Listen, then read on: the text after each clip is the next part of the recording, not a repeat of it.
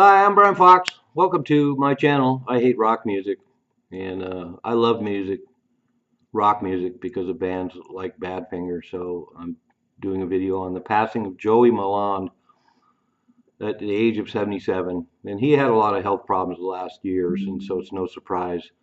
Not to mention that we're in an era when a lot of our old heroes from back in the 70s are dropping like flies. But this is particularly kind of a sad chapter because now all members of Badfinger are dead.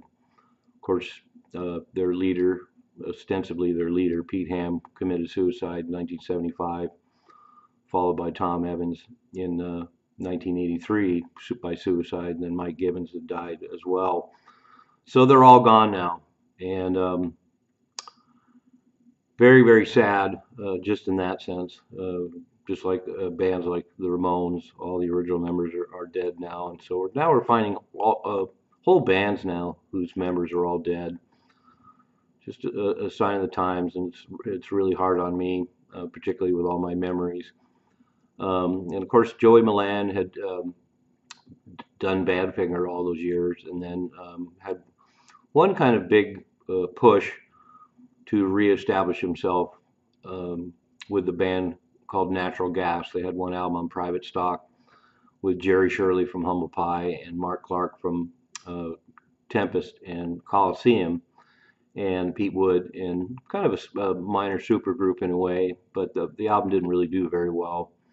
And I think that was his last attempt to really do a new original band. Since then, he's done a lot of solo albums and done Beatles tributes and the like. But what a huge talent. Everybody in Badfinger was so amazingly talented. And that's another thing, the passing of an era when there were bands like that, where you had three or four singers, three or four writers, writers of the highest caliber. Pete Ham wrote some of the greatest songs ever written, as far as I'm concerned, and was also a staggering guitar player. And that you can see that on a lot of Badfinger live shows and some of the recorded work where he's completely underrated as a guitar player. He could have made a career just out of being a guitar player. And not surprising that Pete Ham would kill himself in 75 with all the manager problems, all the money that was stolen from them, and having their final album rejected. And you can tell by his songs the guy was a true romantic, and so it's no surprise that he would take those kind of things exceptionally hard. And I think all the members of the band knew that they were a great band with great songs and great performances and great albums.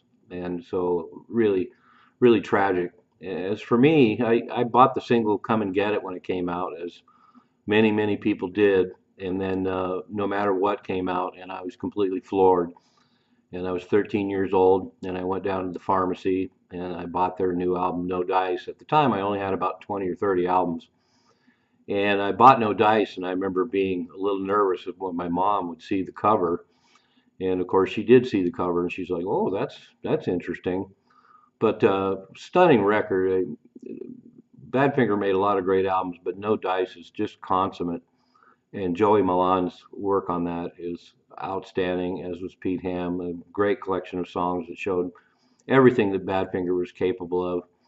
But a sad day, a closing of a chapter. Now all the members of Badfinger are gone, and that's how it's going to be moving forward as we see more of our old heroes pass on. A moment of silence.